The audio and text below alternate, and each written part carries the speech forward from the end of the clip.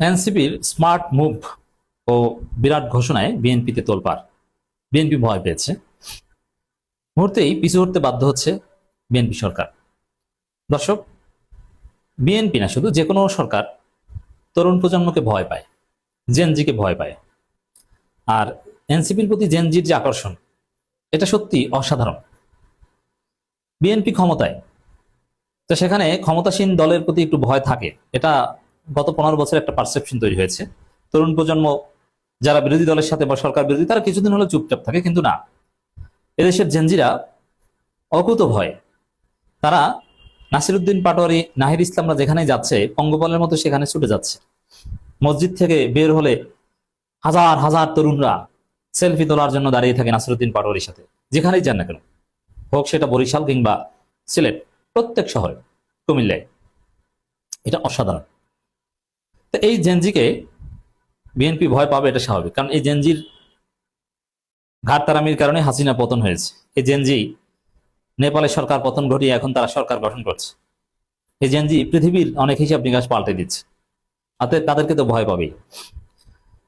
দেখেন, নাহিদ ইসলাম ঘোষণা দিয়েছে মিথ্যা মামলা দিয়ে মুখ বন্ধ করা যাবে না এবং আমাদের লড়াই চলবে। চান্দাবাজকে চান্দাবাজ বলা যাবে না, এটা চলবে না। চান্দাবাজকে তো চান্দাবাজ বলবোই। মামলা দিয়েছে, ওটা গুনলই না। নাসিরউদ্দিন পাটোয়ারি কি বললো, যে তুমি কোন চ্যাটের বাল, তোমাকে গোনার টাইম নেই, সব বয়া নইলে খবর আছে, আর কত কিছু। মানে টোটাল এনসিপি যেভাবে রিয়াক্ট করলো বিএনপির মামলার বিরুদ্ধে, নাহিদ ইসলামরা যে বার্তা দিল, তাতে আপনারা দেখেছেন যে ফলাফল কি হয়েছে। যে মামলা যে করেছে, এখন তাকে প্রায় বহিষ্কার করা পালা। যে শোকজ করেছে, শোকজের জবাব ঠিক মতো না দিলে তাকে বহিষ্কার করবে। যদি বিএনপিকে আরো ডুবিয়েছে, যেমন মির্জা আব্বাস যে গালি খেয়েছেন এবং আরো যে গালি খাওয়ার প্রেক্ষাপট তৈরি করেছেন, এবং চাঁদাবাজ হিসাবে আরো যেভাবে প্রতিষ্ঠিত হয়েছে, নাসিরউদ্দিন পাটোয়ারির বিরুদ্ধে অতি উৎসাহী মামলা বা ফেসিবাদী স্টাইলে মামলা না করলে এই পরিস্থিতিতে বিএনপিকে পড়তে হতো না। এখন মামলা করায় বিএনপি অনুতপ্ত, লজ্জিত, বিব্রত। এটাই হচ্ছে পিছুয়াটা। এইসব মামলা টামলা মাইটির কোনো কিছুতে এনসিপির ছেলেরা দমে যাবে না। তাদের হারানোর কিছু নাই। ওদের বেশিরভাগই অবিবাহিত, অতএব ওদের স্ত্রী সন্তানদের মায়া নাই তেমন। আর যারা বিবাহিত, ওরাও পরীক্ষিত সৈনিক, ওদের স্ত্রীরাও ব্লাঙ্ক চেক দিয়ে দিয়েছে। সাধারণত রাজনীতিতে স্ত্রীরা টেনে ধরে যে ঝুঁকি নেবা না, কিন্তু এনসিপির ছেলেদের ক্ষেত্রে আমরা জানি ওদের এই সমস্যা নেই, কারণ ওদের ওয়াইফ যারা, তারাও ওই জুলাই বিপ্লবী। ওরাও একসাথে আন্দোলন করতে করতে এক পর্যায়ে ওরা বিয়ে করে ফেলেছে, ওদের সন্তানরাও সেরকম। তো দর্শক, বিএনপি এনসিপি কে ভয় পায়, জেনজিকে ভয় পায়, এবং এই এনসিপির ছেলেদের মধ্যে একটা সম্মোহনী শক্তি আছে। ওরা ডাক দিলে, রাস্তায় নামলে জনগণ আবারও রাস্তায় নামতে পারে, তরুণ প্রজন্ম, স্টুডেন্টরা রাস্তায় নামতে পারে, একটা ট্রেন্ড তৈরি হয়েছে। আর ওদিকে জামাত শিবির তো আছেই।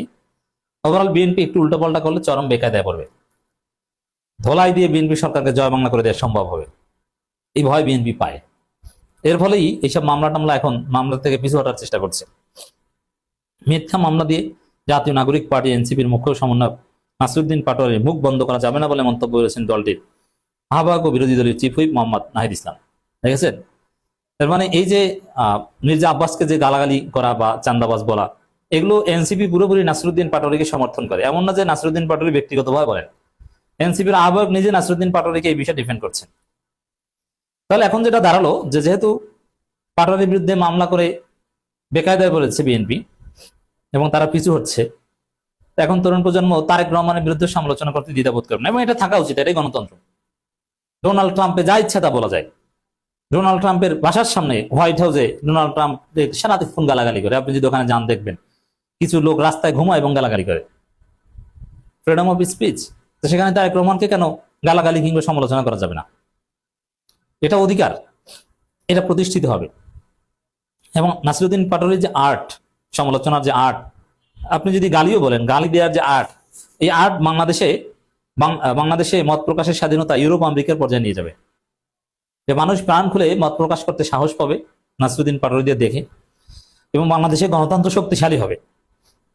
এটা অসাধারণ।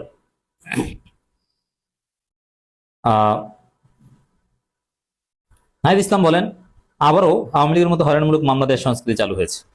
নাসিরউদ্দিন পাটোয়ারির বিরুদ্ধে মিথ্যা মামলা দেওয়া হয়েছে। আমরা সুস্পষ্ট বলতে চাই, মামলা দিয়ে পাটোয়ারির মুখ বন্ধ করা যাবে না। একজন পাটোয়ারির মুখ বন্ধ করতে চাইলে ঘরে ঘরে পাটোয়ারি তৈরি হবে। মজা না? বিএনপিকে কি ভয়টা দেখিয়েছে, মানে এটা তারা বোঝানোর চেষ্টা করেছে। আজকে মির্জা আব্বাসকে ধরা হচ্ছে, বাড়াবাড়ি করলে তারেক রহমানকে ওইভাবে ধরবে। এবং তারেক রহমান অনেক প্রোফাইল এদেশে তরুণ প্রজন্মের কাছে আছে, এটা দিয়ে নাড়াচাড়া করলে কিন্তু বিএনপির লঙ্গি থাকবে না, একদম ল্যাংটা হয়ে যাবে। অতএব ভালো হয়ে যান। এবং কঠিন ঘোষণা দিয়েছে যে কোনো স্থানীয় সরকার নির্বাচনে কোনো কারচুপি করা যাবে না, উল্টো পাল্টা করলে জেনজিকে নিয়ে রাজপথে নেমে যাবে তারা। তিনি বলেন বিএনপিকে আওয়ামী লীগের মতো দেখতে চান না। বিএনপি একটি ফ্যাসিবাদ বিরোধী দল এবং গণঅভ্যুত্থানে বিএনপি নেতাকর্মীরা রাজপথে ছিল। তো বিএনপি যদি সেই আন্দোলনের চেতনার সঙ্গে বেইমানি করে আওয়ামী লীগ ও ভারতের সঙ্গে আঘাত করে দুর্নীতিবাজ এবং চাঁদাবাজদের প্রশ্রয় দেয়, তাহলে রাজপথে প্রতিরোধ গড়ে তোলা ছাড়া আর কোনো পথ থাকবে না। এখানে বিএনপি সামনে এগোনোর চেষ্টা করছে। ইটস ভেরি সিগনিফিকেন্ট যে বিএনপি আমরা দেখতে পাচ্ছি যে অপারেশন ক্লিন হার্ট চালানোর একটা উদ্যোগ নিচ্ছে, 3 মাসের মধ্যে এটা চালানো হবে বলছে। অতএব আওয়ামী লীগের মতো হওয়ার সাহস বিএনপি পাবে না। এই যে মামলা দেয় শোকজ করলো, পিছিয়ে হটলো এবং অপারেশন ক্লিন হার্টের কথা বলছে, সব মিলিয়ে বিএনপি ওভারঅল সব জায়গায় চান্দাবাজি থেকেও কিছু হটবে। এনসিপির চাপে, জামাতের চাপে আওয়ামী লীগের মতো হতে পারবে না। আওয়ামী লীগকে প্রশ্রয় দেওয়া থেকেও বিরত থাকতে বাধ্য হবে। এখানে নাহিদ ইসলামের এই বক্তব্যের সূত্র ধরে আরেকটা বিষয় একটু আলোচনা করি, যদিও এই টপিকের সাথে প্রাসঙ্গিক না।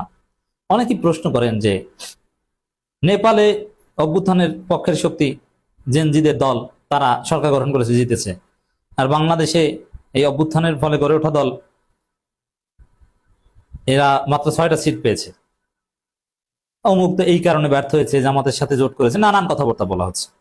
তো এইটার একটা ব্যাখ্যা দিই। এখানে প্রথম কথা হচ্ছে জামাতের সাথে জোট না করলে অভ্যুত্থানের ফলে গড়ে ওঠা দল এনসিপি একটা সিটও পেত না। তো আপনি এমন ভাবে বলেন মনে হয় যেন জামাতের সাথে জোট না করলে ক্ষমতা যেত না, একটা সিটও পেত না। আর মূল কারণটা হচ্ছে তাহলে নেপালে কেন তারা সফল হলো, বাংলাদেশে কেন হলো না? এটা অবশ্যই একটা থিসিসের বিষয়, কিন্তু না, থিসিসের বিষয় না, এটা সহজ উত্তর আছে। নেপালে নির্বাচনটা হয়েছে মূলত, প্রতিদ্বন্দ্বিতা হয়েছে অভ্যুত্থানের পক্ষের শক্তি এবং বিরুদ্ধের শক্তির মধ্যে। তো সেখানে অভ্যুত্থানের পক্ষের শক্তি জিতেছে, এটা অনিবার্য। আর বাংলাদেশে নির্বাচনের প্রতিযোগিতা হয়েছে, সবাই ছিল অভ্যুত্থানের পক্ষের শক্তি, বিএনপি, জামাত, এনসিপি সবাই অভ্যুত্থানের পক্ষে।